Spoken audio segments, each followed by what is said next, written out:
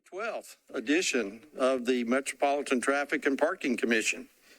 If you are not satisfied with the decision made by the Traffic and Parking Commission, you may appeal the decision by filing for a writ of certiorari with the Davidson County Chancery or Circuit Court. Your appeal must be filed within 60 days of the date of entry of the Commission's decision. We advise that you seek your own independent legal advice to ensure that your appeal is filed in a timely manner and that all procedural requirements have been met. Okay, ask for a motion to approve today's agenda. So moved. We have a first. Is there a second? Second. First and a second. All in favor? Aye. Okay. The minutes of the May 8th meeting. Everyone get a chance to review those? Move to approve. We have a motion to approve. Is there a second? Second. We have a first and a second. All in favor? Aye. Those are approved. Okay. Approval of the consent agenda. There is one item on the consent agenda, and that is item 4.01, which is an authorization to reduce posted speed limit on U.S. Highway 70 South between Sadie Ridge Court and U.S. Highway 70, otherwise known as Charlotte Pike, from 50 miles per hour to 40 miles per hour. Staff. Mr. Odom. Yeah, there's a school, James Lawson School, opening August 2023, and we looked at either side of this speed zone, and it was 40 miles per hour, so it made sense to just be consistent all the way through this section with a 40-mile-an-hour speed zone, especially with the considering the school coming in. Yes. Okay. Is there a motion to approve? Motion to approve. We have a motion to approve. Is there a second? Second. We have a second. Any discussion? Hearing none. All in favor? Motion's approved. Okay. Okay. Item 5.01, events needing Metro employees assistance. Mr. Odom, or staff. I can take it. All right. So there are, from last year, we agreed to come back to you if there was ever a situation where there was a request for meters to be bagged for an event that the city was sponsoring, supporting, assisting with. And there's two events, Music City July 4th celebration, which is typically the biggest one that we support and provide staff to support and spaces to accommodate that staff. And that's seen on the PowerPoint in front of you. And also John Lewis Way procession is the second one. And it runs from, it's on John Lewis Way between Jefferson Street and Commerce Street. And the mayor's office has given waivers to application fees for both of these. And we just wanted to get your approval.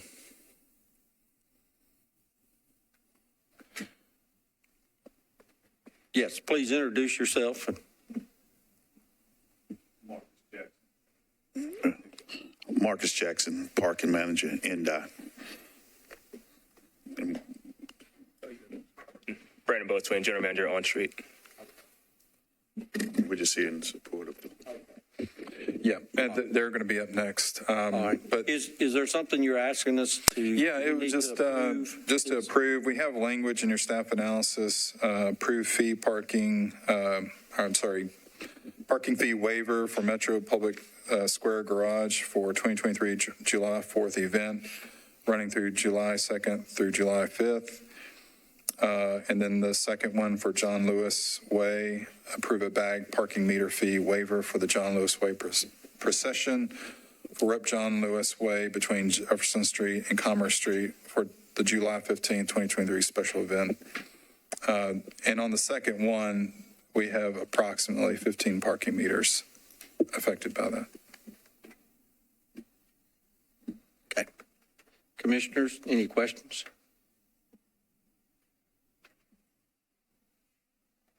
Yes, Chairman. Jason, staff, if I'm not mistaken, we approved language for such matter with involving parking waivers and for nonprofits and all that. Since this is a city event and being sponsored, by the Convention and Visitors Court, that's kind of why the mayor is asking us to go ahead and just bag the meters. No, is that correct? Yeah, like with the 4th of July, we're assisting with, and John Lewis Way is just city supported, mayor's office supported event. Perfect. So we need a motion to approve this request. Yes, Yes. for 4th of July and for John Lewis Way. So moved. There is a motion.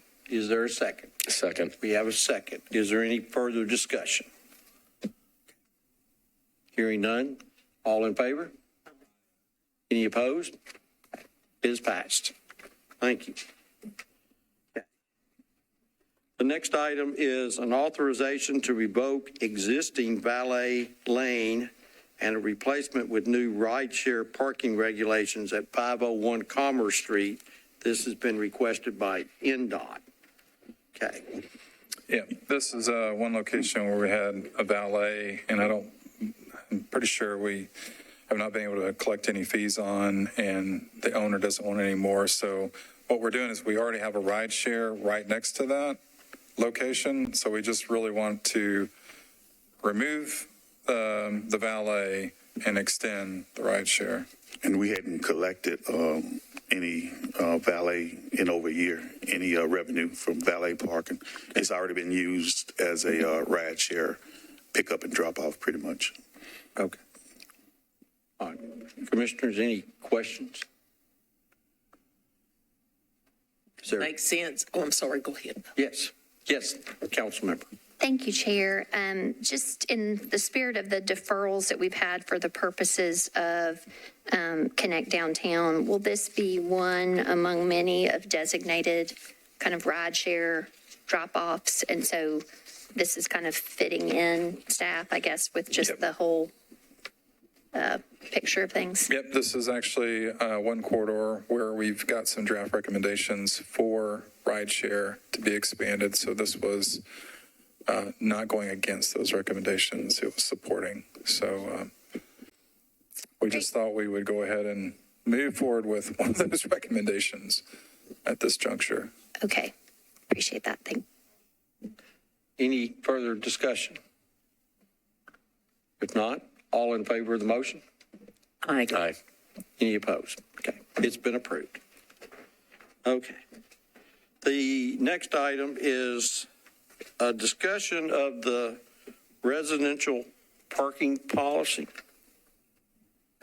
I think I've got here that Mr. Chat, you're speaking about this matter. Yes. Please. We currently want to be able to add an additional permit for like a home care provider, whether it's elderly or young or handicapped, that have nurses and care people to come by. They'll be able to be given a parking pass to be there for the time that they need to be there at the home, at the address. All right, thank you. I know that there's someone in the audience that wants to speak to this issue. Will you please come forward and state your name for the record and limit your time to 3 minutes or less, please?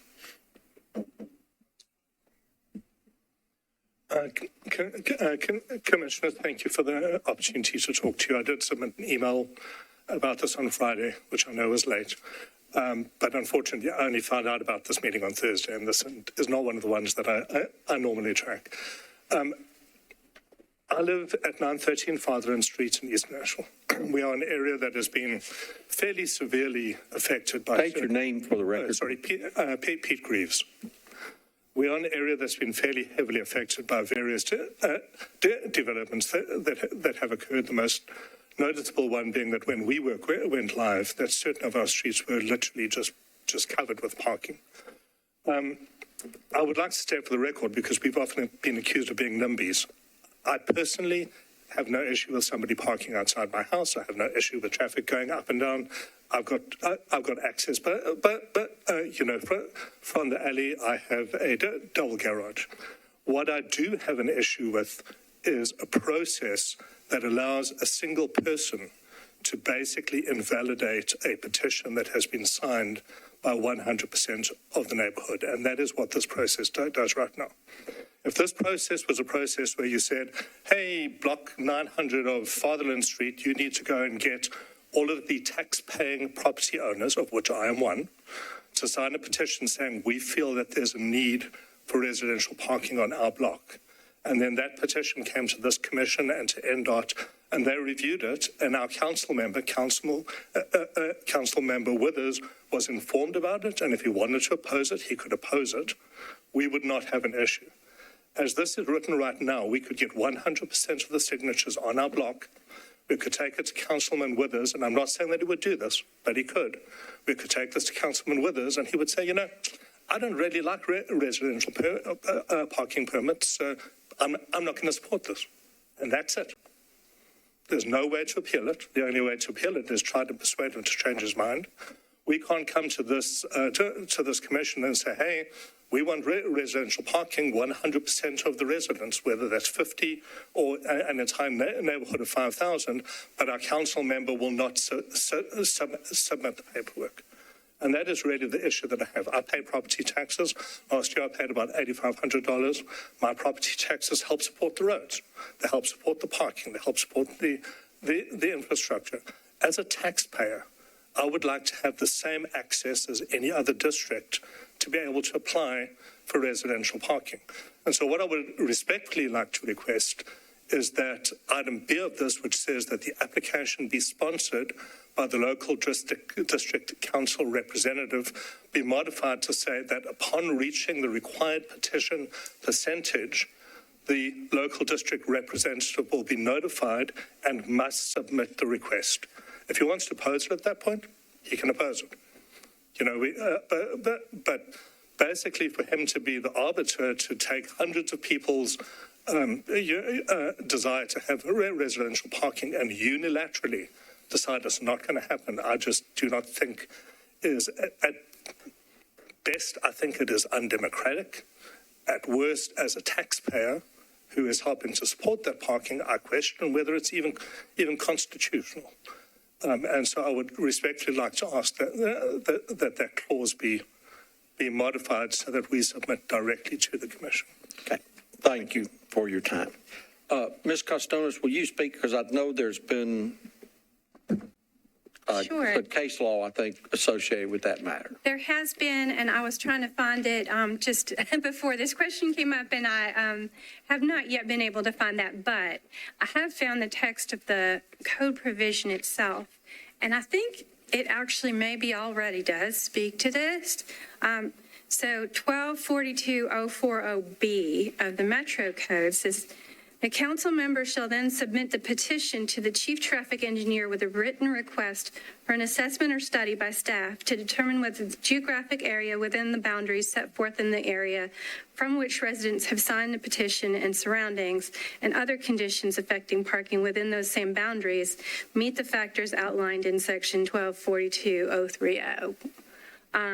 After the assessment and from staff has been completed, the council member shall conduct a community meeting for the proposed RPP area prior to submitting a recommendation to the Traffic and Parking Commission regarding whether the item should be placed on an agenda for an upcoming Traffic and Parking Commission hearing.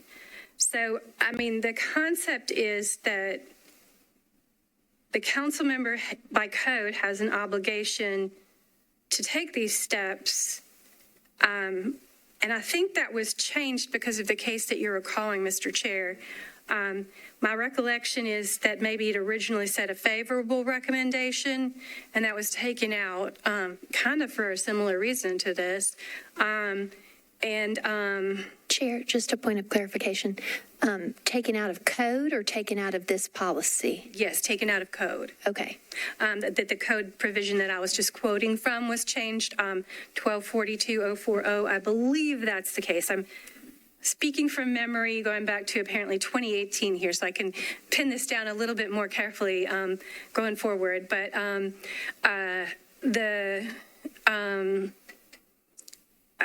believe that there was a decision by a judge in a case prior to that where the Traffic and Parking Commission itself was a defendant, and I believe Mafiosos, the restaurant, was the My plaintiff. recollection is there was, this related to 12 South, and there was Yes, requests for 12 permit South had parking. requested residential permit Right, parking. and I think there was a thing where one of the bases for the suit was Right, and the process was not followed. Yeah, the local businesses opposed the request, and so they brought up kind of they made an argument that the spirit of the language of 1242.040 should be interpreted such that if the council member did not approve or recommend the residential permit parking, that it, and that council member in that particular case had been like, I'm aware of it, but I'm neutral. I'm not going to take a position between the businesses and the neighbors. So that didn't meet the exact requirements set out in 1242.040. And so on that basis, the decision that the commission had made was overruled. And so I believe after that ruling came down, an affirmative code change was made by ordinance in order to address that, to make it such that the council member does not have to have either a favorable or negative recommendation, that they just have to have a recommendation. That's somewhat my recollection. Chair. Yes, And then council member. the gentleman who just spoke, I assume, Ms. Costonis, he is addressing his concern to a Part B application must be sponsored by, and I guess I feel like often, in code versus policy, we've got, words like sponsor or approve, or, we're using a lot of different verbs. What does Metro Code indicate that sponsored would mean in this context? Sponsored can be used as a term of art, or it can be used more casually, so I'm not entirely sure. Right. So we're trying to have precise language. Yeah, you can talk about a council member being a sponsor of legislation in the term of art sense, but you can also just, say that they're kind of involved.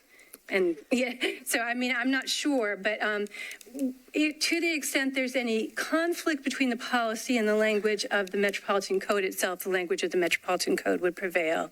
So 1242.040 specifies the involvement of the council member. The council member shall, once they do the petition and get all the signatures and so forth, the council member shall then submit the petition to the chief traffic engineer with a written request for an assessment or study by staff to determine whether the geographic area within the boundaries set forth in the area from which the residents have signed the petition and surrounding conditions affecting parking within those same boundaries. Whoops, I'm sorry, I just lost my code section. My computer just cut out on me. There we go. Shall conduct a community meeting that was not where I was. Boundaries meet the factors outlined in section 1242.030. After the assessment from staff has been completed, the council member shall conduct a community reading for the proposed RPP area prior to submitting a recommendation to the Traffic and Parking Commission regarding whether the item should be placed on an agenda for an upcoming Traffic and Parking Commission meeting. So, the council member could certainly say, I do not recommend that it be placed on an agenda for a Traffic and Parking Commission meeting. But that recommendation would still meet the requirements of paragraph 1242.040B, I believe. May I ask another point of clarification? Okay.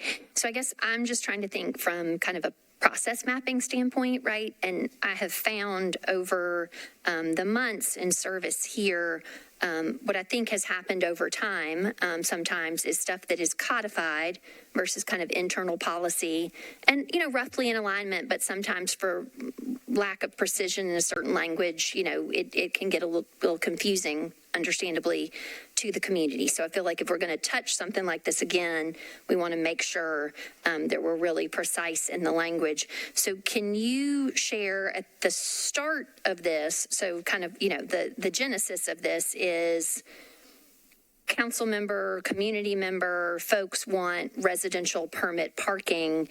To whom is the petitioning assigned? Because it sounds like it's to the council member. Obviously, they could delegate that to a community member or neighborhood association.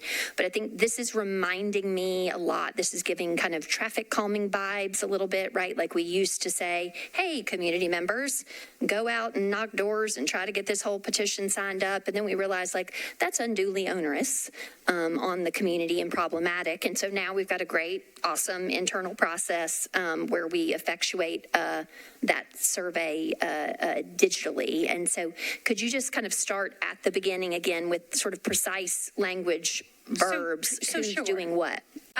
Without reading the code, but just like, distilling it and kind of breaking it down. So, 1242.040, I was reading to you from B. It also has the section A that, of course, precedes B, and that talks about the petition. I don't think there's any reason why a group of neighbors can't go out like on their own initiative and start trying to collect the signatures and doing the petition. But the code does say that the petition will be submitted to the council member. And then upon that submission, the code then in B says that the council member shall then submit the commission to the chief traffic engineer. And then the chief traffic engineer shall do the study. And then upon receiving back the study and analysis from staff, the council member shall make a recommendation whether that is negative or positive. And so I think per the code language itself, excuse me a second, I'm sorry, I skipped a step, that the council member shall conduct a community meeting, then a recommendation would be made to traffic and parking. It says the chief traffic engineer shall recommend whether to designate the consideration as an RPP area. So I think if NDOT were to find by staff recommendation that it really would be appropriate for RPP, it would be in that situation that you would kind of have the opportunity to, and I'm using this inartfully, overrule the council member's recommendation and proceed if the rest of the commission wants to hear the matter. Is there an obvious, community members think because, various changes in the community, new businesses coming in, context changes, you have a neighborhood meeting, you talk about this is something that you need. Is there at this point an obvious gateway or platform when you go online that petition is already there? I mean, I guess it goes as to format and who's doing, it just seems unnecessarily complex to me. And I appreciate that there's thresholds, but I guess what is that initial gateway? Because you're saying it's the petition, but I guess I'm asking even before that, who has drafted the petition and is it online for the community or somebody just getting a clipboard out? I will defer to NDOT to answer that question. I don't know the answer to that. I'd like to maybe speak a little bit just historically, institutionally, because, one, gone through the process of starting permit parking on the street where I live and in the neighborhood. And historically, since being on the commission, I never recall, unlike other processes, where the traffic staff has ever come and say, we should start permit parking in a neighborhood. It's always been the case. It's neighborhood generated. typically in a response to things like in my neighborhood to university parking or other places it may be business parking. So it's never been, maybe going back to the traffic calming, where at one time maybe it was citizen initiated, now it's policy initiated by NDOT. So this is permit parking, unlike metered parking is never initiated by staff. It's almost a little more like ballet where someone has a need and they bring Exactly. it. So that's the context of since 2010 when I've been on the commission. Chairman That Green. helps. So what we're debating, or what's being asked here, is that the guidance on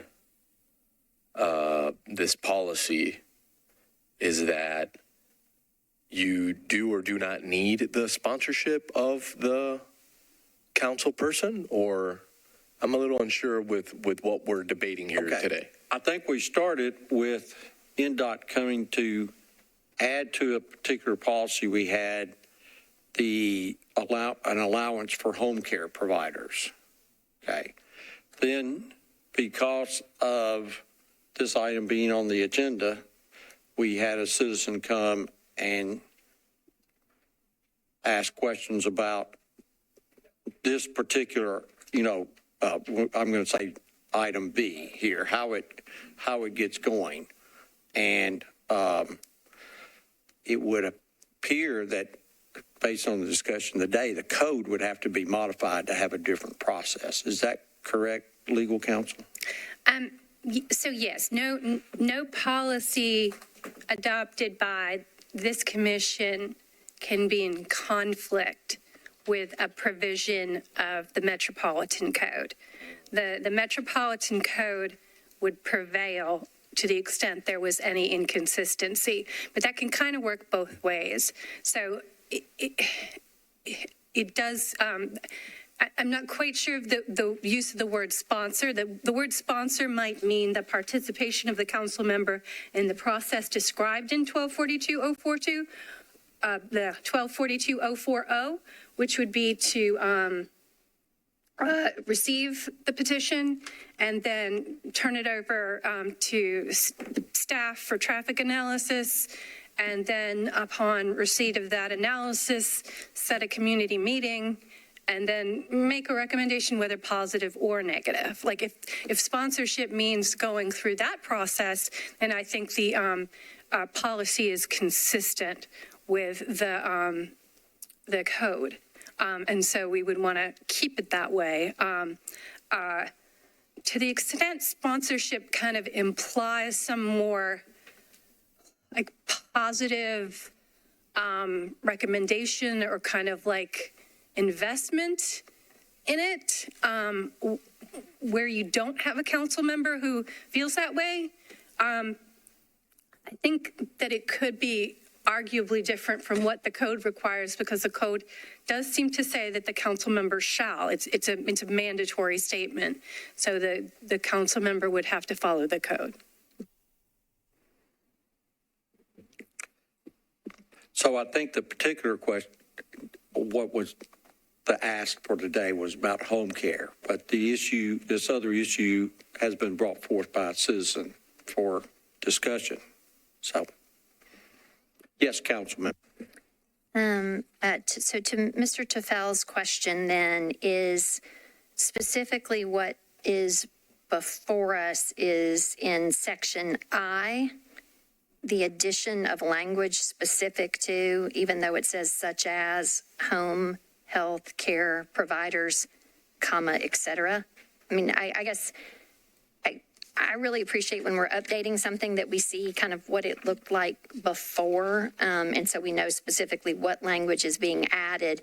As I'm looking at this, I'm seeing quite a few maybe typos and confusing words in all other different sections. So, and when we raise larger issues, then I guess I have a little concern about kind of reaffirming the policy if it's, T's aren't crossed and I's aren't dotted. So what is the specific language that the agenda item, is that item I and the addition of what words specifically, please?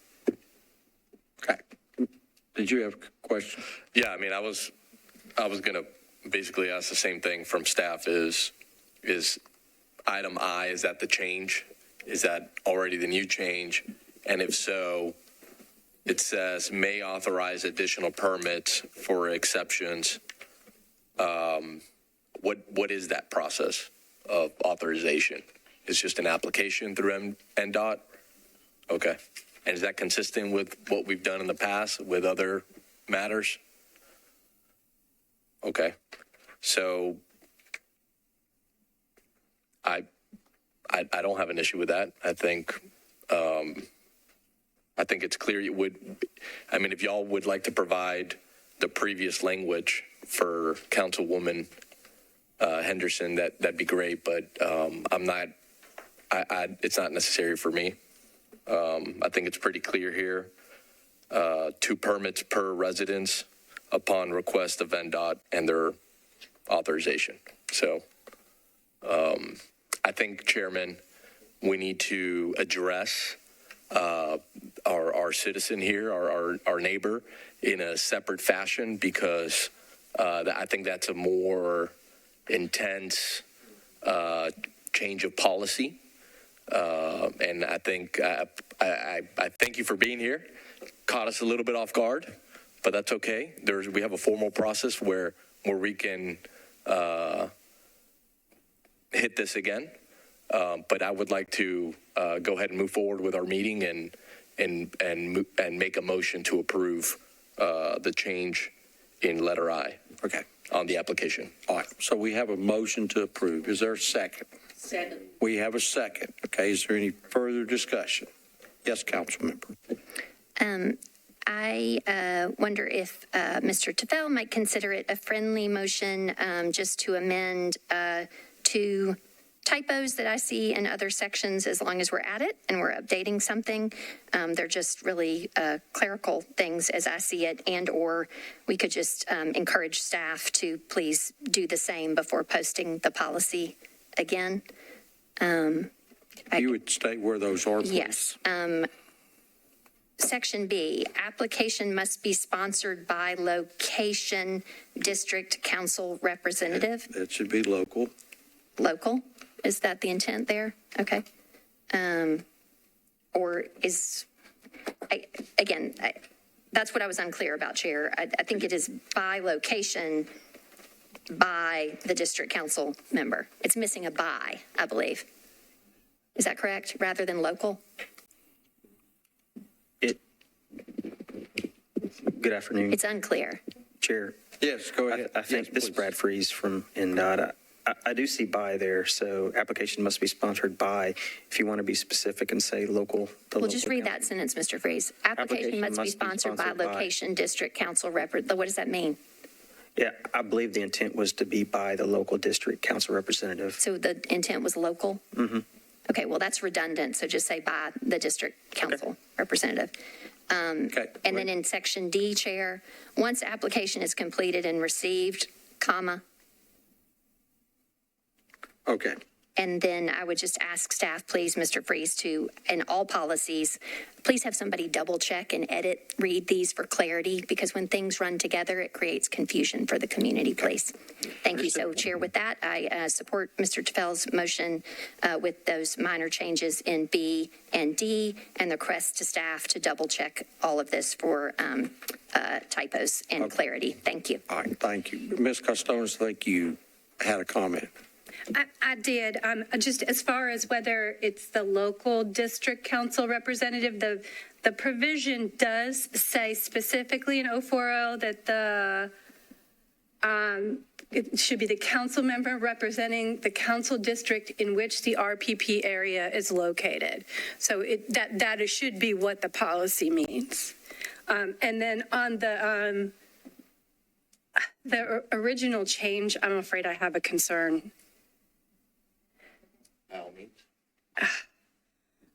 So I don't see anything about so that the 2 permits per household also comes from the code, and I don't see any exceptions to it in the code. Am I missing something, y'all? Can you repeat that again, please? The 2 permits per residence, provision is also mandated in the code, the Metropolitan Code set by council by ordinance. So I'm not sure we can add the exception when that is not contemplated in the Metro Code, unless I'm missing something that y'all have seen, I'm talking to staff, that I am not aware of. That is in 1242.090. And it does say that they can, in residential permit parking, where parking spaces for visitors are not set aside on street, residents of dwelling units located immediately adjacent to a street, avenue, or other location selected for implementation within the residential permit parking area shall be eligible to purchase 2 visitors permit per residential address that will be valid for a calendar year. And then it does later say that they, in addition to the 2 annual permits, they can request up to 3 short-term visitor parking passes for 14 days in term that they can then give to people who are visiting them. But it doesn't contemplate, I don't know that it contemplates the home health care situation. Council member. I guess my question would be, what precipitated this request or concern? If there were to be a street that had residential permit parking, was the concern that there was a household that had 2 cars and 2 permits, but also needed home health, and thus that exceeded the 2? I mean, there was a specific occurrence of that? Correct. Yeah, that's correct.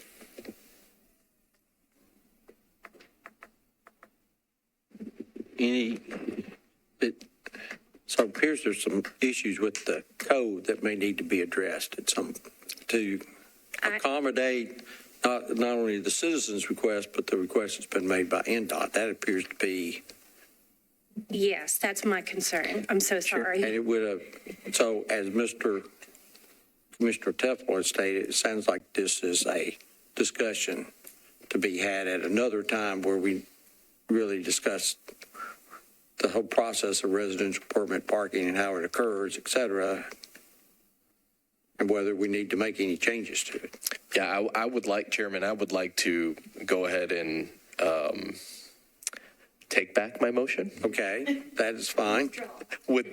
Formally withdraw my motion, but I would like to add a new motion stating that this item be pushed to the next meeting with the intent of staff reviewing the code, and as well with legal and making sure that we can solve this issue, but as well as include the gentleman today that came to visit us and include some of those neighborhood concerns. Yes.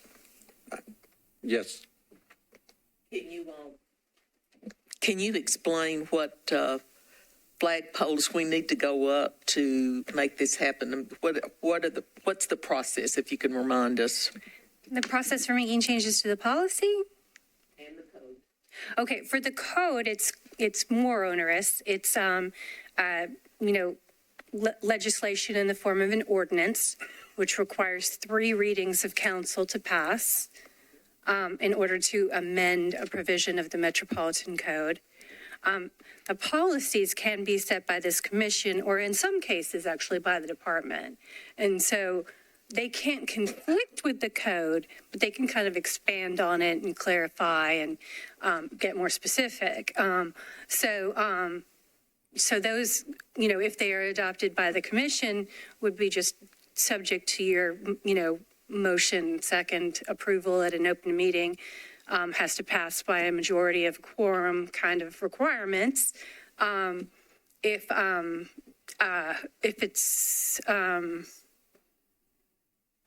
it's really the change, it kind of depends on what your policy goal is. But depending on what your policy goal is, if it's a change to the code that's actually needed, that process is much more onerous, as I said.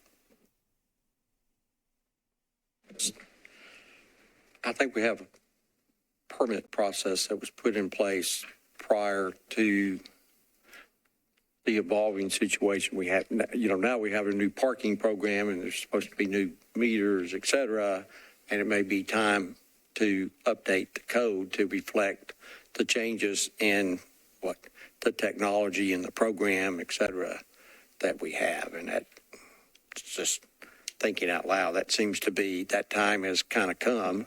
And so as far as what kind of, I know Mr. Adams wants to be recognized, but I think we also need a thing. What do we need to do next? I think we have a motion to defer the item. Is there a second on that motion? And then we'll take your comments. Second. We have a second. Okay. Commissioner Adams. My question was if it's a change to a code, and let's say I'm particularly concerned, what would be the step to actually be involved in crafting that process if I'm just a citizen? So if it is a rule change, basically, or policy change of this commission, then I think the opportunity the person would have would be to come to one of these public meetings. The item will be on the agenda for the next meeting based on the motion to defer, assuming that passes. And that notice will give people who are interested in the matter the opportunity to appear at the open meeting in the position of audience. So that would really be their opportunity. I'm going to talk a little bit at the very end of the meeting about some changes to the open meetings process that are a little bit implicated by what I just said, but I will clarify that later. I don't want to go down a rabbit trail.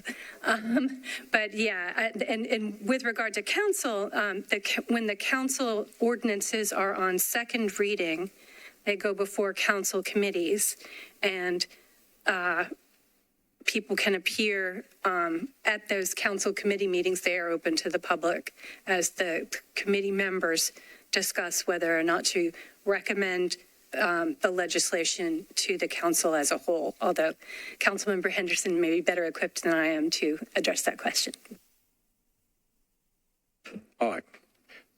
Yes, Commissioner Woods. So what I'm understanding is we're postponing, if the motion passes, we're going to postpone, and so we're going to talk, whatever we do, if we can approve this to accommodate healthcare workers, which is what sounds like we've been asked to do, then it's going to take several council meetings, committee meetings. So we're kind of pushing this down the road a while.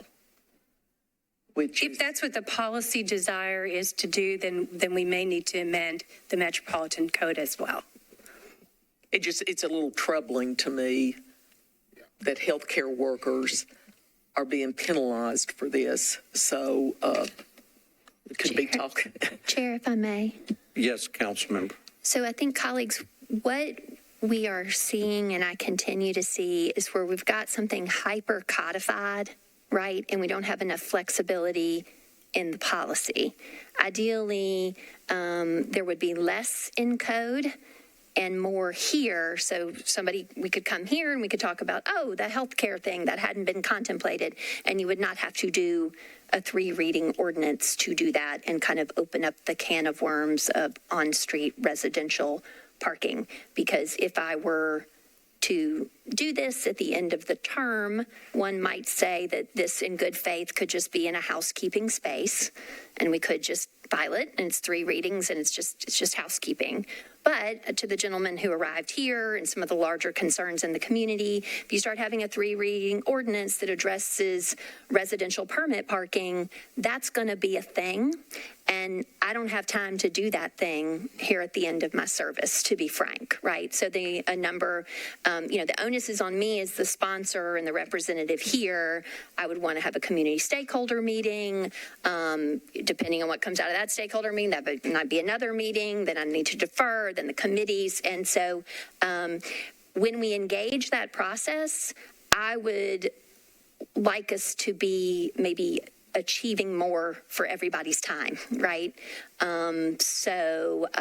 It is awkward, but I do think some work needs to be done. I think this has come up with the vending. This has come up with a whole host of things where, what's codified and what the commission does is a little bit out of sync.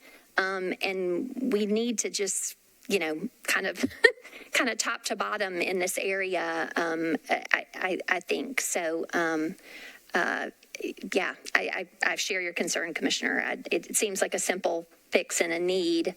And, I don't know if there's a workaround of saying, home health for 14 days and renewed in perpetuity or something like that works with existing code, Ms. Costonis. Could that maybe infinite renewals on the 14 days for a home health I think scenario? that might be possible. They are only for 14 days at a time, but presumably, they could be repeatedly renewed.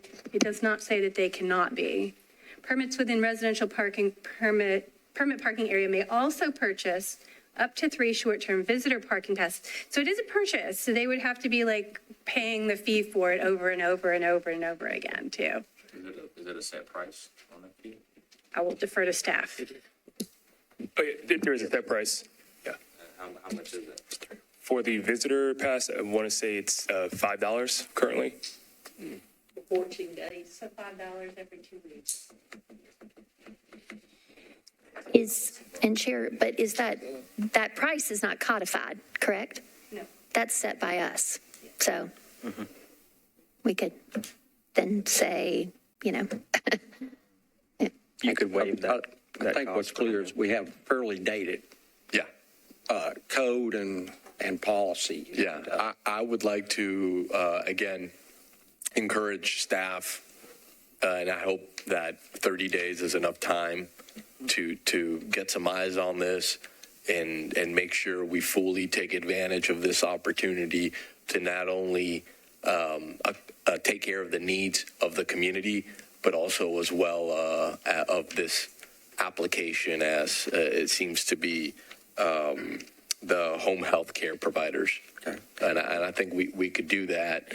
But to Councilwoman Henderson's point, it looks like, it's going to be a rather lengthy process. So I would encourage everybody to, let's get it all in if we're going to do it. And could we do some research about what peer cities may be doing with permit park? I know some cities have a long history of permit parking. Other cities are, kind of putting their toes in the water, so to speak.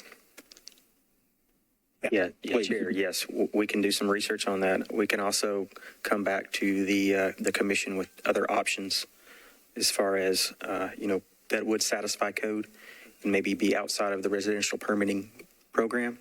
I see that that's problematic with the way the code is written now. There could be another alternative where we actually provide a permit that's not tied to the residential parking program for specifically home health or temporary in use. So we'll come back to see if that can be handled another avenue. And you think that could be done outside of having to change the code? Like within our authorization? I would imagine, with the same intention that we had today? Yes. Okay. So, Ms. Costonis. Our very bright intern in the legal department who's attending the meeting just came up with a suggestion that might make this easier to implement, which is that there is some existing language in the code in Chapter 1242-070, which refers to service vehicle parking in residential parking areas while making service calls to residential dwellings. Those terms are not defined, so you could perhaps, by policy, define a home health care worker to be such a service vehicle making such a service call, and then they would be able to just display a work slip showing the name and address of the residents being serviced and be able to park in that area. So Chair, then, and Teresa, we could actually write that into this policy to take advantage of that and cite that portion of the code in doing so. Thank you, Tyler. Would you mind, legal, would you mind repeating the section? Sure, it's 1242.070. 070. Okay, great. Would child care fall into that as well? Probably. Service? Okay. Yes, that's a service. It's a policy decision that is up to the Yeah, sounds like. policymaking authority. So we have a motion to defer. We have a first and a second. And a recommendation that staff comes back with some recommendations and, looking at the policy and based on legal. So any further discussion? Yes. So the gentleman came today to talk about Fatherland Street and the request for residential parking on that street and the number of signatures you have. No? That is a theoretical. Oh, it's a theoretical. Okay. So I'm going to, So I'm going to be really upfront with folks. We have a council member who has bluntly stated to the neighbourhood on multiple occasions he does not support the residential parking program, and has told us that he will not sponsor any application that we have. And up to now, the impression that we have been given is that he has got the legal right to do so. So that is what this is about. So what I'm asking is if you come back with an application or if there's a process for that, I'm not sure it'll matter if the council person's term limited. But if the council person at the time when you do this could come and explain to us why there's not a need, if you have all those signatures, I certainly would like to hear that. Yeah, I think what I'm asking for is based on this discussion. My understanding is that the council member doesn't have a choice about submitting the petition once it's been formed, that a traffic study has to be done, that the council member then has to have a public meeting and has to come up with a recommendation whether to support it or not. And I think what I'm asking is that this line up with what code says. Okay. All right. Thank you. All right. So we have a first and a second. All in favor? Aye. Any opposed? Okay. Thank you. Thank you, everyone. It's a very enlightening discussion. And Thanks. Chair, can I just sort of a point of clarification regarding these policies that are brought before us? Yes. I have noticed, we've got just by format, sort of new issue, partial revision, complete revision. I would assert that this was a partial revision, right? We were just going to add a sentence about home health, but, revision number, revision date. We're doing a lot of these now, and so I just would like to make sure in the public view and for us and online, it's clear to folks. So like to Mr. Teffel's question and mine, what was actually changing here today. I think it would be important that we just make sure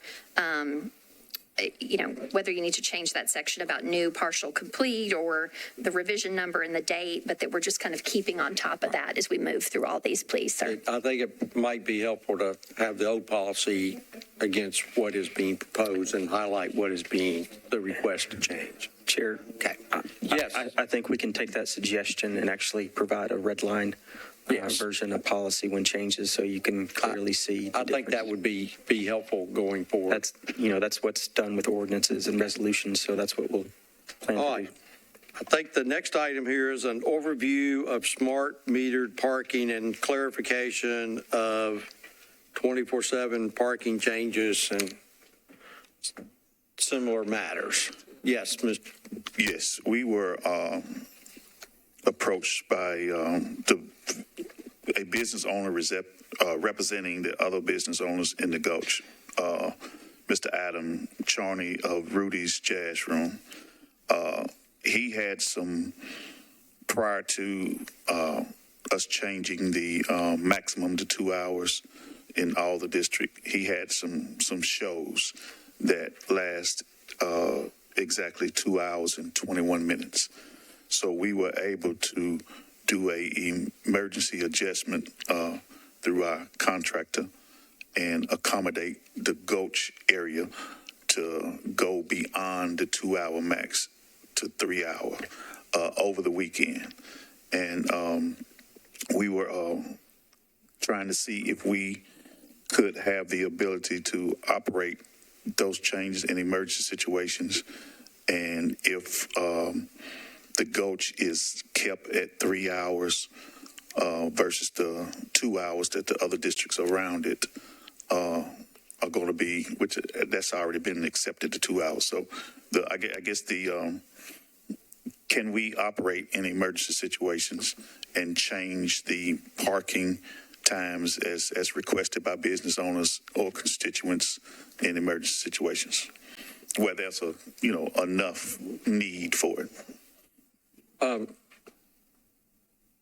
don't know what's the correct place to start, Ms. Costonis. Is there, these things are set, that aren't the restrictions set by the commission? As for whether a street is 1 hour, 2 hour, 3 hour, 24 hour, whatever it may be. Let me double check 11904 to see if that's among the commission's specific itemized powers in that section. Okay, and then I think Commissioner Teffel, you had Yeah, thank you, Mr. Chairman. The question for the staff, I'm just curious, what in your syntax of what you guys do every day, what would warrant an emergency? You guys are defining it as an emergency. Well, like I say, with this particular incident, he has the Gulch in itself has different functions that were already planned out past the date that it was set. So he couldn't change. He couldn't do anything about his shows being past the 2 hours. So he asked if we could just increase the Gulch to 3 hours to allow his previously planned events to be able to be accommodated by people that was coming to park. Okay, I understand. Staff, have we done something like this in the past? We have looked at this before in the past, and we considered this a pilot when this was actually done. Our typical is a 2-hour limit. That's how it's actually stated on our website, but we have had others approach us talking about whether that's a reasonable limit.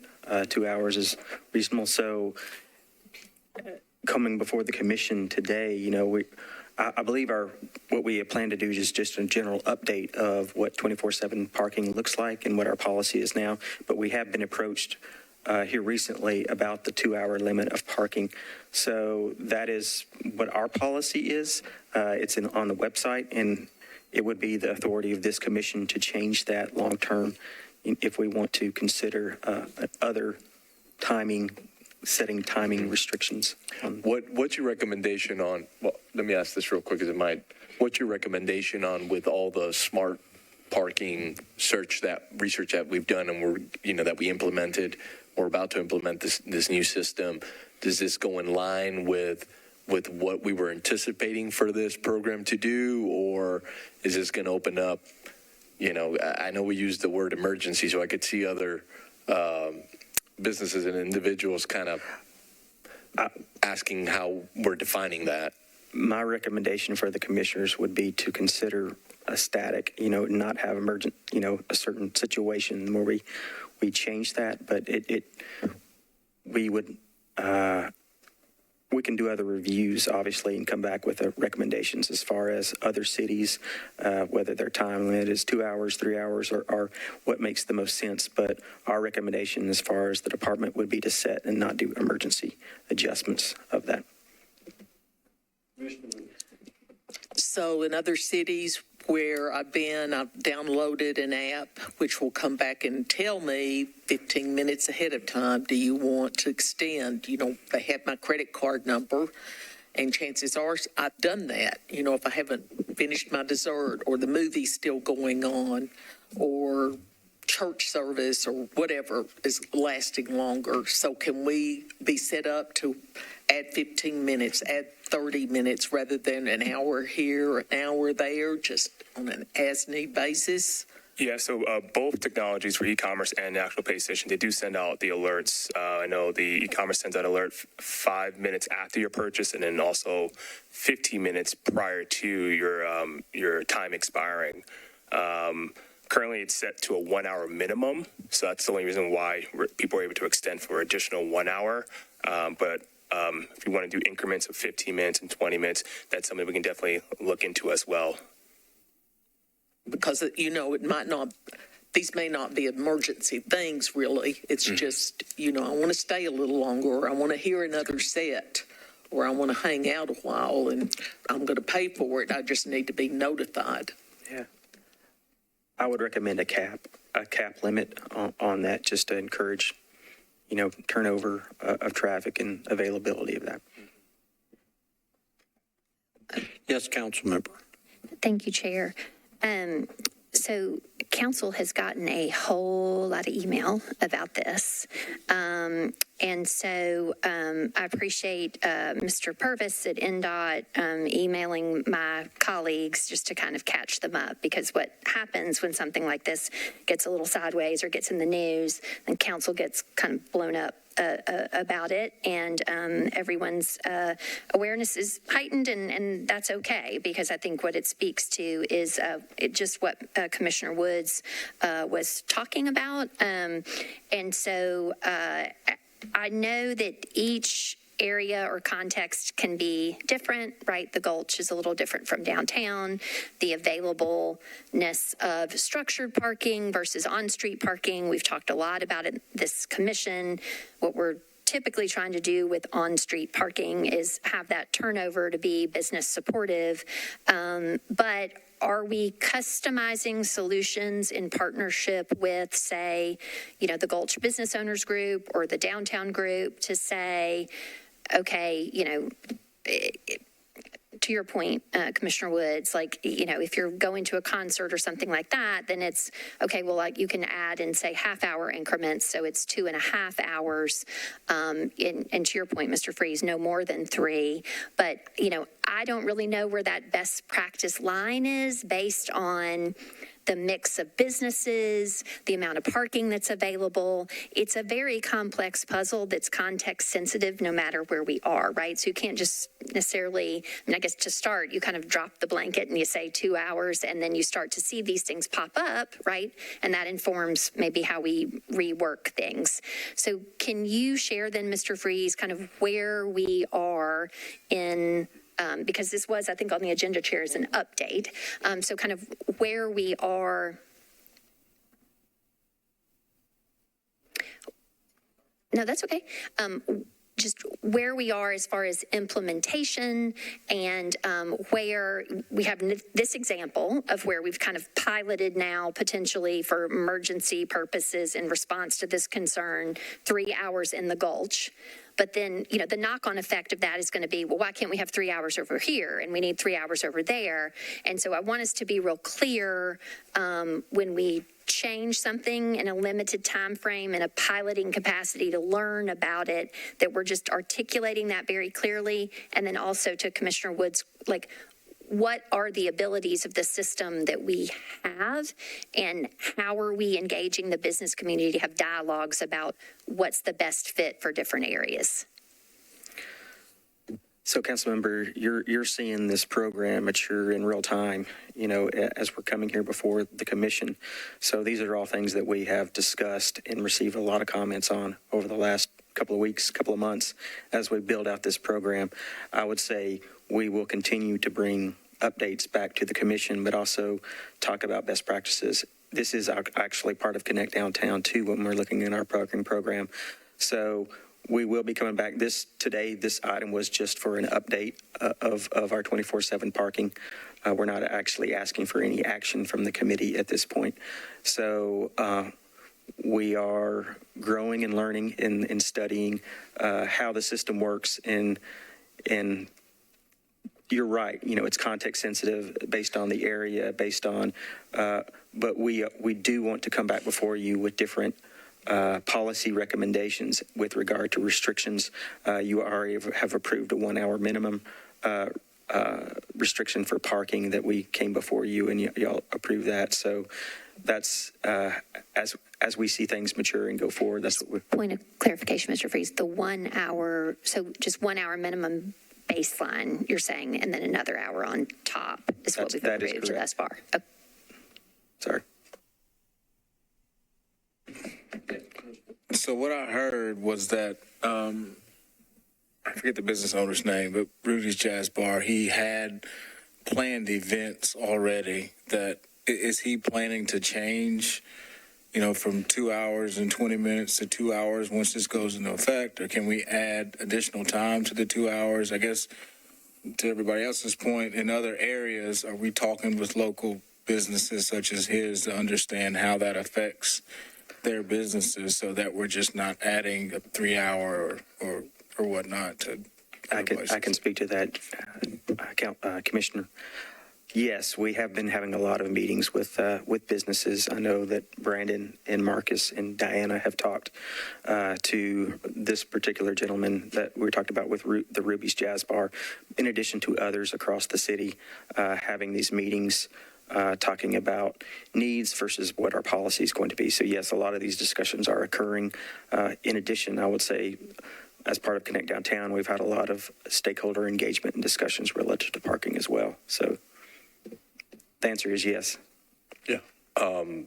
I would just like to say thank you for continuing to bring these stuff to us. I think and getting feedback and doing research on what other cities are doing and how to best implement the technology we've invested in is gonna go a long way. And I appreciate and commend y'all in getting the neighborhood involved, as well as taking advantage of organizations like Downtown Partnership and the associations in the Gulch and all that, because to Councilwoman Henderson's point, downtown is, Broadway is completely different from the Gulch, yet they're just a couple blocks apart from each other.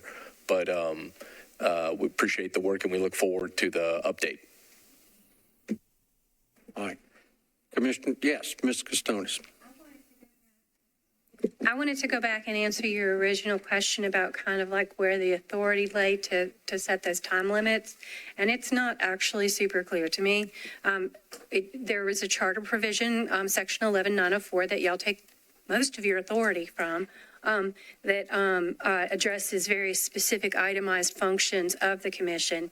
And it starts out, for the purpose of making the road, streets, and other public ways safe for pedestrians, motorists, and others, and for the purpose of facilitating the flow of traffic thereon, the commission is hereby authorized to adopt public traffic regulations, including the erection of proper signs necessarily and properly connected with or incident to the following: A, the location and time where parking shall be permitted, and B, places where parking shall be prohibited entirely or only during certain hours. There's more, but those are the only two relevant ones. So it seems to me like arguably setting the maximum or minimum amount of time might be within that language, but I kind of tend to think that might be getting too into the weeds, and I'll tell you why, which is, I think it's arguable also that time as used in that A and B in 11904 is referring to the hours during which parking shall be metered versus hours during which parking shall be free. And if it's 24/7 metered, then that wouldn't be relevant at all, or it would be relevant, but that would be the answer to the question. With the, the preamble to those itemized items talking about for the purpose of making the road, street, and public ways safe, and for purpose of facilitating the flow of traffic, I do think it's very important that this commission base their decisions on sound professional engineering judgment, interpreting those goals, like what would actually facilitate safety and facilitating the flow of traffic. Engineers are generally going to be in the best position to make those professional determinations. And generally, I think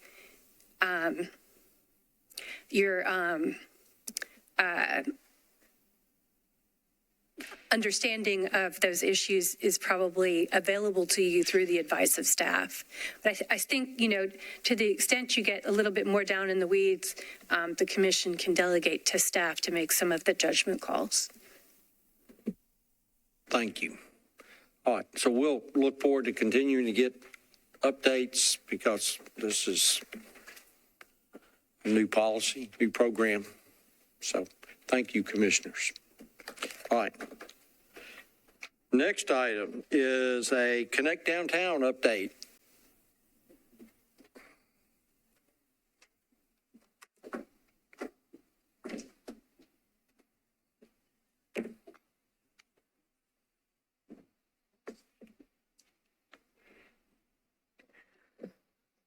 Getting our slides together here. Yes. Good afternoon. So we have come before you as commission over the last year and a half talking about Connect Downtown. We're at a place now where we're doing analysis, doing a lot of the meat of the work, and going to be able to show you some good stuff here. So I'm going to turn it over to Marty Sewell. He's our planning manager at NDOT. So he'll provide you an update. All right, good afternoon. Can you hear me okay? Okay, good. It sounded funny. Again, I'm Marty Sewell with NDOT, and I'm the project manager for Connect Downtown, and looking forward to this opportunity to give you a briefing today and answer any questions about the status or anything else that might be on your mind today. I do have several slides here, so bear with me. I'm going to try my best to not go too fast, but at the same time not take the rest of your meeting time either, so I'll get right to it. As you'll recall, no, not working. You can't win, Marty. You've got it plugged in? Okay. Well, we'll just have to say next 50 times, so forgive me for that. Next. This was supposed to solve my problem, but can you advance it? Yeah, you should be able to. There you go. Okay. Yeah, and just guys over there, I'm going to be going through these fairly quickly, so stay on your toes. Just getting back into the presentation, reminder that this is a partnership between multiple agencies, as we've talked about before. Go ahead. Next, please. This is going to be fun. Okay, and we're looking at the study area of downtown, primarily the area west of the river, in coordination with the work that's gone on East Bank, as well as other areas, and then also with the intent of this plan to identify our key issues, identify goals, as well as identify projects, programs, and policies that are prioritized and intended to solve those issues and set those goals, as well as a phasing and financial plan for engagement. Okay, next. As you'll notice our calendar here, our schedule, it has changed. I'll acknowledge that up front. Over time, as we've had the project play out, there have been some phases, as you can imagine, that as you get into details, you end up learning that it does take more time than to get it right, and so we've done that, and this calendar does reflect that. But we have been working since 2022, early in the year, knocking out multiple phases, and we are at that point now where we're getting very close to the end. And so go to the next. Just quickly, I want to knock out these 4 big issues today, or not issues, but these agenda items, the stakeholder feedback, looking at the draft, how we develop draft recommendations, how it's being brought together for a draft plan, and then those next steps as well. We'll start with engagement as we've looked at in the past. To the next slide, please. Just some facts and figures about that, but the point being here that we've engaged a great deal of stakeholders over the course of this project, and will continue to do so as we move to the next steps. And on to the next one. And we have been focusing on our last round of engagement on draft recommendations that were included in our public meetings and whatnot for feedback, and with particular attention to the transit priority, mobility lanes, and priority loading areas, particularly trying to get feedback specifically on those. And as is typical, you get more input from the stakeholders once you have these recommendations on the ground. So you can imagine. And then next, please. Because of that, we had our most thorough outreach of all of the different phases for this phase for that purpose, whether it was meeting at Johnny Cash's bar and talking to people who were on 3rd and 4th Avenue, or 3rd and Broadway as stakeholders about different things, or whether it was the various stakeholder groups created or brought together by the the Convention and Visitors Corporation, or GNHA too. So we were able to get to the very specific groups, and I'll go into a little more detail later on in this presentation. But let's go to the next slide. And just looking at some of the key takeaways from that engagement, we're getting similar input across the board, whether it's online, in person, or any other way, where people are ready to react to recommendations. And I think that's very important. I think you are ready to react to recommendations as well. And so we benefited from that over the last round. And of course, recommendations for the plan itself being next. I'll take you now into how we drafted the recommendations and how they were determined. Just a quick summary on that. Just starting with these four major things. As we work to create a plan, obviously the community engagement is critically important and always has to be part of it. But it is balanced with the technical assessment, the understanding of best practices, and even the experiences that we've had as a government doing various plans and policies in the past. And I'll focus specifically on the technical analysis and then dive in even on the modeling. Up until this point, in terms of modeling these projects, we've looked at individual corridors for individual projects. For example, on corridor X, let's say, we're looking at reassigning a lane from one use to another, and what does that impact on that one facility? We're at the point now where we're going to be looking at the system-wide impacts. So all of these various recommendations layered on top of each other, run the model and see where it lands and see if there needs to be adjustments to ensure we're meeting the goals that we've established. And some of the metrics that we'll be looking to hit are listed here. I won't go through all of them. This slide actually will pop up again later in this presentation if you want to take a closer look at it. But this is among the things we would be testing on those with the model run. The must-haves, of course, and we don't want to lose sight of this at all as we talk about bike lanes or mobility lanes and the other things that are part of this plan. None of this works if pedestrians aren't the priority. For any great downtown, you have to have great options. You have to have safe and comfortable spaces and active management in some situations on the curb to ensure that the sidewalk space and the pedestrian space is available for the people who need it as pedestrians and not being used by scooters or whatever it might be on the sidewalk. And of course, there's addressing traffic and congestion management. On the next slide, please. And this is looking at adaptive signal technology, being able to change on the fly, adjust to situations that might occur in special events and that sort of thing. Operational conversions on some streets. We've listed a few examples. I don't know that these are all still on the list. This is from a few weeks ago, but these are the things that we are testing right now to see if they work. And lastly, a TDM or Transportation Demand Management Program. That's the Nashville Connector Program that operates out of NDOT. Major program expansion there in order to try to reach these goals. In addition to, it says downtown code amendment, and what that's referring to more generally is just code amendments that might be necessary to make it work.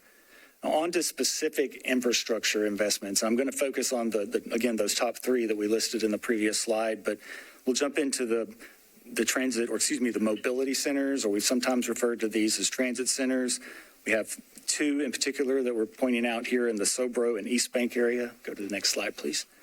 And just as a reminder, what are we talking about when it comes to mobility centers? We have an example under construction right now in North Nashville. These are some of the images that were created as part of that planning process, but the intent being multiple bus routes would converge, offering convenient transfers. You would have comfortable waiting areas, real-time transit updates, things of that nature, and also connectivity via the sidewalks and the bikeways to other uses that people would need to go to from that center. In terms of those, again, moving on now to the transit priority corridors, I should say, and these depend on those mobility centers, as you'll see, but I'm going to dive into these individually, but after I hit on a couple of points first, if we can go to the next slide. Just a reminder what we're talking about when we talk about transit priority corridors. This is about frequent service, adding service, and we'll talk about service a little bit more in a second, but queue jumps, signal priority, bus stop optimization, that's getting the bus stops in the right locations and high quality stops, and level boarding. So this isn't us, creating something new. It's happening all over the country. San Francisco, go to the next one, please. Whether it's Tulsa, and the next one, or Portland, and I could go on and on, whether it's New York City, Chicago, Boston, Atlanta, Houston, Indianapolis, Denver, Omaha, Washington, D.C., and of course our own East Bank project that is proposing the bus rapid transit to serve the north to south route there. Now specific to our recommendations and for our transit priority quarters, go on to the next slide too, please. We'll look first at the west side, and that's running between Wego Central and the Sobro Mobility Center, and that would include James Robertson, Rosa Parks, parts of 8th Avenue, and Lafayette Street. So that's the west side. On the East Bank Transit Priority Quarter, would run between the East Bank Mobility Center and the Sobro Mobility Center along the new East Bank Boulevard, KVB, and 3rd and 4th Avenues. The next one is James Robertson, and this is the shortest one, and it's between Wego Central and the East Bank Mobility Center along James Robertson Parkway, including the bridge, of course. So how does this work with the rest of the system? And it's important to highlight the routes that are considered frequent by Wego or that were defined as major in their Better Bus Plan. This gives some indication as to how those fit in. If we go on to the next slide, I can get a little bit more specific. For example, we would look for transit priority improvements leading from the transit priority corridors, as you see on these orange arrows, whether that's a bus lane or other of those list of criteria that would be part of a transit priority corridor. Of course, we would go through a design process and determine what that would be. But this is looking at Broadway west of 8th Avenue, Lafayette Street, 2nd and 4th, south of the Sobro Mobility Center, so going into South Nashville, 8th Avenue as well, and of course Shelby going across into East Nashville is shown as well. If you look onto the north side, we're talking about, of course, the new East Bank Boulevard and its connectivity to the Dickerson Pike, which is all part of that, the Imagine East Bank. Rosa Parks Buchanan linking to the North Nashville Transit Center that I was mentioning earlier that's under construction, as well as Main Street to East Nashville from the East Bank Mobility Center along Main Street and connecting to East Nashville. So you're starting to see how this really fits together in a more regional perspective. On to the next slide, please. So what does that do in terms of service? This is not a perfect map. This is not the end of the line map, but the idea here is to show how you're funneling these different bus routes from different areas of the city into the transit priority corridor. And also indicating that even though we're not showing transit priority corridor between Wego Station or Wego Central and the Sobro Center directly right here, we do expect that there would continue to be some level of service there. And we might even add some transit priority components there as well, depending on what the right-of-way will accommodate. And so we're looking at that right now as well. In terms of active transportation on the mobility lanes, this is looking at the near-term walk and bike projects that were prioritized and making sure that those are built, upgrading some facilities that are already in place. And just want to acknowledge here, of course, too, that as we start layering these different modes of improvements on top of each other, that's going to make a difference in what the ultimate recommendation would look like, as some of these things may conflict. But again, that's something we'll be learning in this phase of the project. And so when we talk about enhancing it, that could mean anything from, shown here, separating by delineators and hardening the protection of lanes from cars. Next slide, it could be incorporating bike storage or micromobility storage, as shown here, or even improved safety at intersections, for example. This is just one way that could happen. On to the next slide, please. And of course, this is also, we would also be implementing and recommending implementation. I think we're all, go to the wider view. Not quite there, yeah. And so anyway, back to as we're talking about the planned greenways as he gets caught up.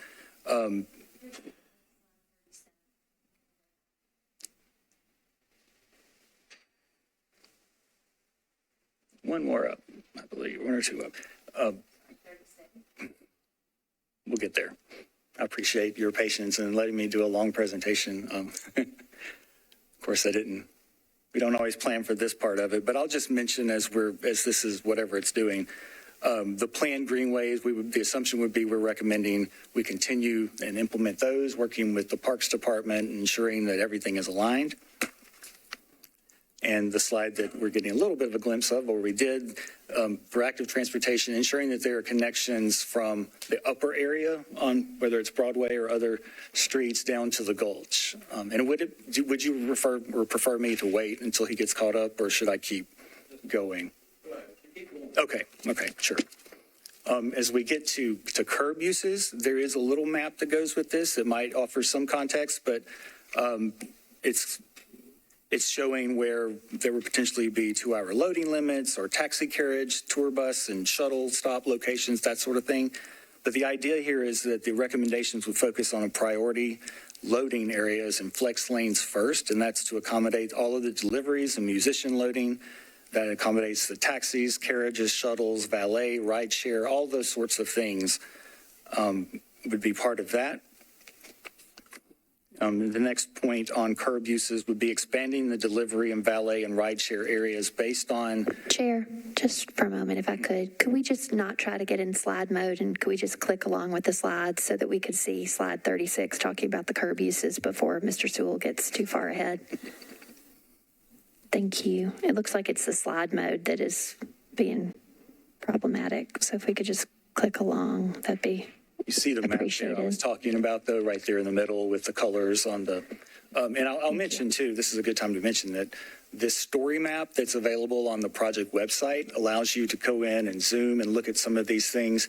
It's from a previous round of engagement, so you'll see more options for some of these, but you can at least zoom in and see where we are looking at, where we're looking, and you can refer to what we've talked about here in this presentation for that as well.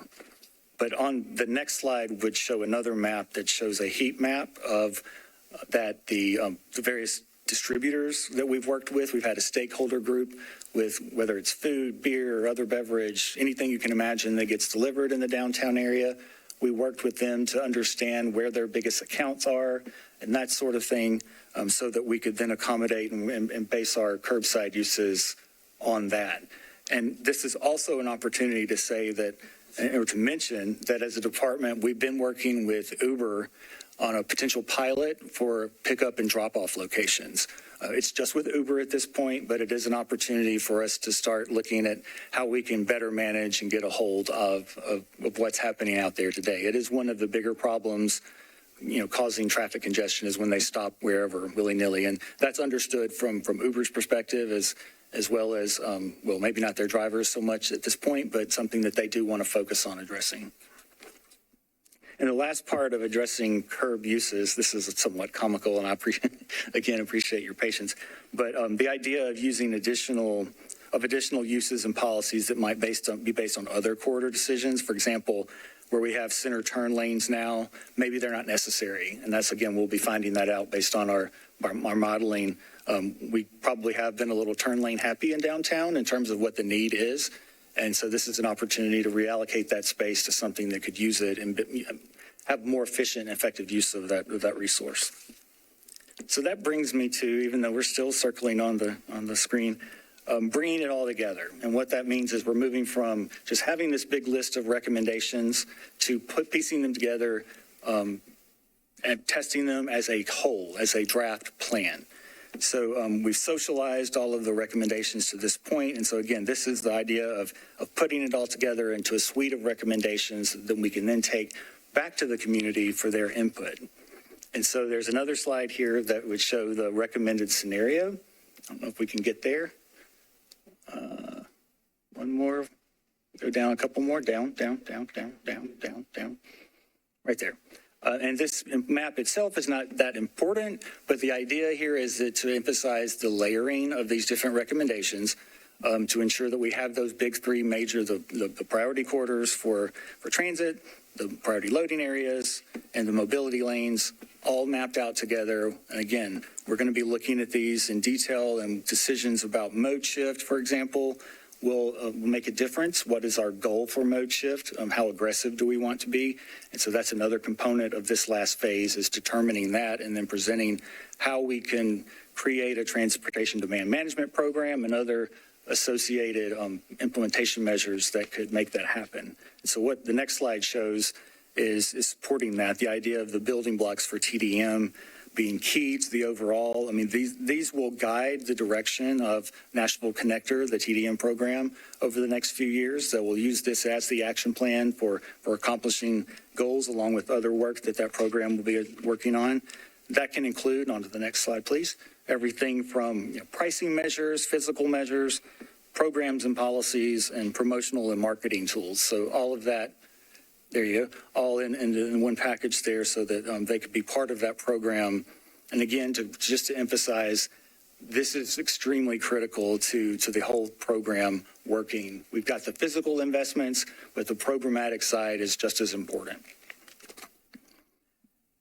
And the last thing we'll be looking at is just phasing and funding considerations. And this is an opportunity to emphasize, well, let me point out too, the low-hanging fruit. We want to knock out as much as we can of that low-hanging fruit as quickly as possible. And we'll get into what that means, I suppose, in our next presentation, whether that's painting a bus lane or painting a lane red that would be the bus lane or that sort of thing that we could do quickly and then over time let it evolve into a more complete transit priority quarter, for example.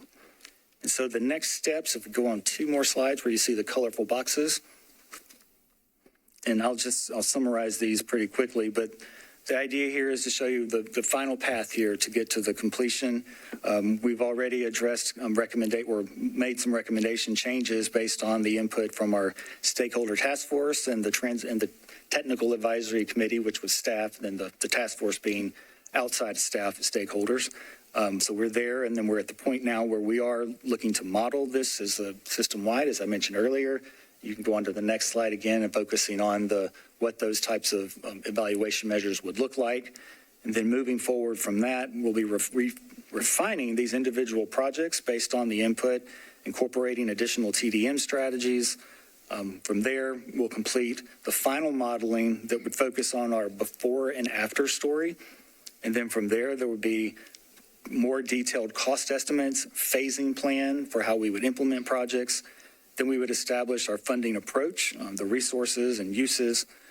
From there, prepare our summary document that then goes out to the public for input. And then from there, based on that input, create the final plan that we would bring back for Metro Council to adopt, as well as to present to the to the MTA board or the WeGo Transit Board for their approval as well. And again, Just point of clarification, could staff advance to the final timeline slide and or slide 50 or 51? Were you just speaking to slide 51, Mr. Sewell, there at the end? Yeah. Okay. And again, just referring back to the schedule that we're on, there was a little bit in the previous slide just to mention, I think it's captured here too, though, the idea that during the months of, between now and August is pulling those recommendations together into the draft plan. Between August and September, there's all the engagement, and then there's the, in September, taking that engagement, making the final changes, and then incorporating that or turning that into the final draft that goes for approval. Thank you. Could we see slide 50, please? Thank you. And so there will be, and just to emphasize too, there will be opportunities. There'll be some in-person opportunities as well as more online survey opportunities for the community to take a closer look and provide input, as well as anyone obviously here today. And with that, even we showed the schedule already again, but that will conclude the formal presentation. If you have any other questions, we're here to answer them and address them according to what. Hey, Corby, go ahead and bring up 51 just to have the schedule up there. Mr. Adams, did you have, Commissioner? Yeah, I had just a question. It's a really good comprehensive plan. I'm excited to see, but one thing I would, in my experience, I've seen that with all these recommendations, like on paper, looks nice, but are there any plans to actually do something like tactical or like quick, so like that the engagement process, so folks can kind of see these things in real time? Yeah, so there are short-term or quick build recommendations that'll come out of here that'll happen in a short time period that will be as part of that, but are also going to be the longer term solutions. Like when you're talking about the transit priority lanes, that's going to take a little bit more time for development. It will also take some more engagement. But however, a lot of the things that you see up here, we are going to these are being clearly vetted as far as feasibility. That includes working directly with TDOT with these, because some of these locations are along state routes that we're talking about. So clearly understanding that process. When these recommendations come out, they will all be feasible. We do recognize in the past, we don't want recommendations that come out that are not feasible or a wish or a dream out there, but we want to see things that come out of this that are definitely possible, and there's a high likelihood that they can happen. in the system. So we've really been drilling down on these last couple of months. I will say this, I apologize to Marty for the presentation. Every time he comes, we have problems with his presentation. Every time that Marty has been here. I think as well. I don't know, if you don't know this, when I was over there and we were trying to adjust, we don't have the screen that you see up there. So we were having to look at this screen when we were trying, so a little bit of challenge. Sorry for that, but we will share this presentation with the commission and publish this online too. So everyone can have this. Question, is there a plan to come with a set of recommendations that this commission can actually act on based under its jurisdiction? Because I assume there's some things here under our jurisdiction, some things that may not be under our jurisdiction. And is there going to be some, to get to Commissioner Adams' thing, actionable items that we can actually consider so they can be implemented, so this is not a beautiful slide presentation sitting in ether space? We're very focused on this not being a document that collects dust. We want it to be something very real, and I will say yes, absolutely. We are going to be coming before this commission for specific recommendations that will be for your approval, specifically when we're talking about loading zones and parking characteristics and how we lay that out. But in addition to changing, anytime we change designation of lane use, how we're using it, that would be the authority of this commission to do so. So yes, we will be coming with some specific recommendations. Yes, Commissioner Woods. Can you define a facility couplet? Did I read that right? I think that's simply referring to if you have a First and Second Avenue side by side and you go north on one and you go south on the other. That's what that's referring to. Thank you, Chair. Let's see. So I had questions about transit priority and on the west side. So as a 3B bus rider, when I come into downtown like this weekend, bus was full, yay, of a lot of CMA tourists. But kind of the closest you could get to downtown is when you turn at Hume Fogg at 8th or Rosa Parks. And so I also know when I have, attended things at the Symphony, I got to leave and walk way up the hill to get to 8th to be able to kind of get back home. And so what I do appreciate when I'm coming into downtown, I got to go a little past the library and kind of get off at the old library up by Hastings Architecture and walk down to church. But the upside when I'm outbound to home is the 7 and the 3 are coming right by our downtown library. So that really does improve accessibility. And so I wonder a little bit, while I'm all about dedicated lanes for transit, and I know that, downtown becomes kind of this confabulation of difficulty to get through. Part of what you're trying to do is get to downtown, right? To go to the Symphony, to go to Bridgestone, to go to work, to go to our library.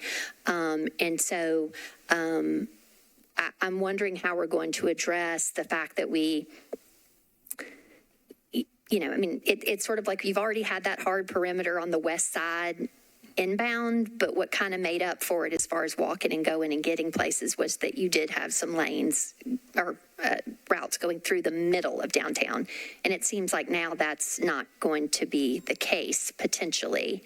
And so while I see James Robertson Parkway is definitely underutilized, zoom, poorly lighted, got to be fixed, all that, with plenty of capacity to do what you're talking about. I do feel like there are pinch points now that if better engineered, so like, when the 3 comes in and it goes up over Capitol Hill down to Wego Central, that's so problematic because, all due respect, y'all haven't solved kind of the pork chop triangle issue where James Robertson converges with whatever that is and Charlotte and all that kind of stuff. And so that has gotten the reputation of like such a miserable problem that I just kind of both and, right? Like I don't want us just pushing all the bus to the periphery to make it less functional to get to our core because of some of the problem. I mean, I get it. It's limited right away downtown and I know it's a complex puzzle, but could you maybe just speak to the decision to really push the transit priority to the perimeter? Thank you. I appreciate that question. We have had a lot of conversation about that since creating the map that doesn't show the 3rd and 4th Avenue paired, at least for the transit priority quarter, it doesn't show that. What we are looking at, I think I mentioned this earlier, maybe adding some level of transit priority along that 3rd and 4th pair where we can, but we'll be looking at that in a lot of detail in the next few weeks for the reason. I mean, we were continuing to show more north to south routes. We weren't showing, to your point, we weren't going east to west on that. We were showing north to south routes on the 3rd, 4th pair, but which ones do we choose? Which routes use that versus the others? There are 2 points though. You do want to get to downtown. There are 2. That's one. Number 2 is system efficiency overall, because the system breaks down in downtown and it impacts the entire WEGO network. So there is an advantage, getting around some of that as well for those more frequent routes, which a lot of which don't necessarily dump their riders off in downtown. They may go, out other quarters as well. So we do want to balance that from that perspective as well. Chair. Yes, one more question. Thank you. Yes. And I apologize. As I'm asking this, I'm forgetting my next question. To your point earlier, Chair, about policy recommendations. So I am hoping and thinking maybe, and I don't know if it's part of the work, but I've mentioned here before, are we going to see things like 20 miles per hour downtown, no right on red downtown, like some really let's make this more walkable and different and better? It is my understanding, and I'll speak from that and Brad can follow, but that everything is on the table to make downtown safer. Great. Thank you. Is that fair? Yes, Commissioner. Has there been any discussions around electric vehicle charging stations or anything related to sustainability within this plan? There have been some conversations about that, and it is something that as a department we will be addressing. There is a grant proposal, We do I have a believe, grant that's proposal in right now. process right now. It's not a huge component of this plan. If you think it's just like another car. In other words, it can still be a single occupancy vehicle and take up all the space just like, any other car, obviously. And I know you know that with asking that question, but yes, the sustainability side of it, and that's sort of parallel to this process too. That is being looked at more beyond just downtown, but anywhere that the cars would go, if that helps. Yeah, we've been working with Kendra Apikowitz with the mayor's office. She's over the sustainability in there, so she's part of the technical advisory committee for this group. So yeah, that is considered. We are considering that, but as well as the infrastructure involved in that. In what Marty referred, we actually are going after a grant here in the next couple of weeks, actually, for EV in partnership with the mayor's office. All right. Anything else? Okay. Thank you very much, Mr. Sewell. It's very good. Okay. The next item is an update on sidewalk vending and a new Tennessee law regarding hemp-derived cannabinoids. Yes, we just, all the efforts that we've done as far as working on regulations and ordinance for sidewalk vending. This law, the state law, is definitely probably going to affect the CBD industry on our sidewalks. So I just wanted to present this. In front of you, you can see bullet number 3 is highlighted. Distribute samples of products containing a hemp-derived cannabinoid and or on a public street, sidewalk, or park is illegal. So just wanted to make you aware of this as we continue to have ongoing conversations about sidewalk vending and also NDOT taking over permitting the sidewalk vending. Yes, questions? Yes. As it relates to sidewalk vending, I know, we had the process that was in the clerk's office and looking to bring that over to the NDOT side. And I know that included some kind of back of house just technology process stuff. Could you update us on that, Mr. Oldham? Yes, we've been having permit testing, actually, the new system pretty much every week and almost every day of every week lately. So that's ongoing. But so far, I've seen the permitting flow of that system, and I believe everything has been captured that was being done by the clerk's office. So it looks promising that we'll be able to take that over. And then just follow-up question, do we have a target date that we can say to the community? I believe it was July that we had agreed to. It is July. So just July 1, we anticipate having it on the That is NDOT correct. side. Okay, good to hear. Thank you. Okay, thank you. Next, update on the Metro Library Garage. Yeah, so Chairman, we actually talked about this during the last, one of our commissioners asked this question, so we actually provided a high-level update at that time. We aren't going to give a very detailed update other than to say that we are going through the engineering process. I have Monica Souders is our engineer who's actually supporting this and managing the project when we have multiple engineering consultants on board that are actually doing the assessment. We've done a lot of testing. There's some more testing to be done on that. So we are, as I mentioned last time, we have around 71.4% capacity in operations now with the garage. So that is, we have currently 973 spaces out of 1,362 spaces open. So there is currently 389 spaces that are closed due to the shoring and the research the testing that we're doing currently right now. So it is, it is a longer process that we want to make absolutely sure we capture the right cause. There's a lot of factors involved and a lot of modeling involved.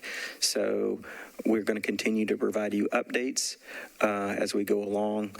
We hope to, we're looking, hopefully, getting something started as far as remedies before the end of this year. But, we are moving forward as fast. We know that it's important. But our biggest priority is public safety, obviously, as the department. So we just wanted to update you on that process. Do you have any questions? Questions, comments? Yes. I was just going to encourage NDOT to really lean into transit as an alternative to go to the library, especially as I alluded to earlier. I was going colleagues with friends to an event, a lunchtime event at the library, and back and forth in email. Well, is the garage open again, or what are we gonna, whatever. So, first and foremost, you could carpool, but then I invited them to join me on the bus. So, when we have things like this that happen that are unfortunate, it really is an opportunity to present alternatives to folks. And so I would encourage us in our messaging, not just to be about, this number of car spaces down and we'll get back, and that's all important. But I would encourage us to be really intentional about communicating what alternatives are to get to that same location on transit, please. Thank you. Yeah, it's a great opportunity to talk about transit and TDM programs. Thank you. And Ms. Costones, you want to give us a update on open meeting? Yes, sir. Thank you so much. I'll try to keep it as brief as possible given the length of the meeting, but this is something that is time sensitive and that we need to just discuss right away because it will affect the format of your meetings going forward. So these are changes that were made to state law by public chapter number 300 and also public chapter 208, I think it is. And one is going to impact you a lot and one is going to impact you very little. So the one that's going to impact you a lot is going to be that there's going to be a requirement to have a comment period at some point during every open meeting, beginning on July 1. And you are allowed to use your rulemaking authority to set parameters around that public hearing or public comment period. So for example, you can set a maximum amount of time, a maximum number of speakers, the time period for which speakers can talk. 2 to 3 minutes, I think, has historically been what most boards and commissions have used, including this one. So I kind of just wanted to tell you all about that so you could be thinking about that. Maybe we could put it on the agenda for the next meeting because we'll have to have it then, and we'll need to have y'all thinking about what parameters you want to put on it. Like, for example, I think it can be limited to maybe 15 minutes, or that the speakers can be limited to 2 minutes each, or you can pick a number of speakers that you think is adequate to hear from the public. All the Quick different question, is perspectives. it just a general comment section so people can come here and make comments about? It's not specific to any particular item on the agenda. It's just a general public comment. A lot of the boards and commissions are doing it at the beginning, but that's not absolutely required. The other one is just that an agenda with the items on it must be sent out 48 hours before the meeting. I think we're probably already sending it out well before that, so I don't think that one is particularly going to be onerous or change current practices, but the public hearing I did want to mention because that's a pretty big change. Thank you. Oh, and we have some memoranda explaining that public chapter about the public comment period that we can send around to help y'all think that through. And is that memorandum that you've distributed to other commissions with guidance about how to structure the agenda for that change along? It's more just explaining the kind of the contents of the new law, and also it has some specific recommendations that my department, legal, is making. Like putting it first item on the agenda is a recommendation that we're making to allow a maximum number of X people to speak during the comment period. We suggest that you do that, that you provide a minimum number of X minutes to speak during the comment period. We suggest that you do that, but I want you to fill in kind of what you all think is appropriate in your judgment. You can have a physical sign-in sheet so that people who speak have to write their names down on it, and they require that they sign up at the beginning of the meeting. And we think a lot of those formalities will be helpful in keeping it structured and smooth running. Okay. Comments for the comment period for all items or just? It's just in general. People can come up and talk about item 10. Yes. Or they could talk about. Doesn't have to be item It 10. doesn't have to relate to the agenda, correct? It doesn't, I mean. That's my understanding of what you said. It has to relate to the mission of the commission, though, right? Yeah, I would think so. Yes. I don't think somebody can come, advertise their new book they've published or something like that. They can't come to speak about that they're opposed to a high-rise building because that's not under our purview. Yeah, no, it would have to be something that would be traffic and parking related. Okay. Yes, Commissioner Woods. Is there a thought, perhaps, if our meetings are going to be longer, with this kind of thing about maybe changing their time, suggest maybe moving our meeting time up to 2 p.m.? So I assume our meeting time is, what sets our meeting time? Because right now, our thing is the second Monday of every month at 3:00. Is that, I'm not aware that's codified. That's just become historical practice. I don't have your standing rules open in front of me, but I'm guessing that it is from that. Certainly it is something that you all have the power to change. And we have had other boards and commissions respond in that way by moving their time slot for their regularly scheduled meeting up to a slightly earlier date.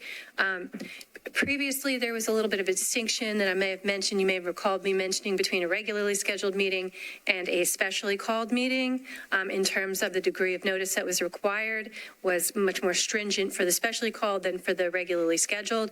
The change that discusses having the agenda within 24 or 48 hours beforehand kind of evens out that distinction. So it's no longer, it no longer much matters whether it's a specially called meeting or a regularly scheduled meeting. I think it's just an idea Yes. that No, the commission may want to mull Right. over and see what works. We may, in a sense, need to see a little trial and error and see how it goes. Yeah, hopefully the memo that we'll send around will help with that. Yeah. Okay, yes, Councilman. Thank you, Chair. And Commissioner Woods, I would say, that we could start with, 15 minutes at 2 minutes. And, if there's more members of the community here and that's insufficient, then that means, maybe we need 30 minutes. But I would say I have been surprised on the council side of the House where we have implemented on alternating public hearing weeks, just a general comment by sign up. And often that is not full. I would say perhaps the council might better advertise it, but I don't want you to feel that, perhaps that means now we're going to have, 15, 30 folks show up that would require an hour shift. So, That's absolutely right. And we expect that will sometimes happen, that nobody will show up even. Right. But in which case, obviously, you can skip it. We have other boards and commissions that do that kind of more routine. We're already kind of doing that routinely anyway. And, they often find the same thing that the council member mentioned, which is that, sometimes nobody signs up or only a couple people sign up and it doesn't really take very long. So that's fine too. Well, I think historically, when, like today, someone wanted to speak, and we usually accommodated those folks. So, and most of the time it's been helpful. So, okay, next, we're reaching election season, which I think means that we have to meet next month I think maybe the next couple of months, we may have to be in a different locale, at a locale to be determined. It's up on the screen. We're going to be at the East Precinct on Trinity Lane. Okay. I think the air is working, hopefully still. That's my from last question. summer. Has the air conditioning? The air conditioning does work. If could have air conditioning not work and have a short meeting. So, but, okay, that is good. Anything else for the good of the group? Thank you, everyone. And I make a motion to adjourn. we have a motion to adjourn. We are adjourned. Thank you.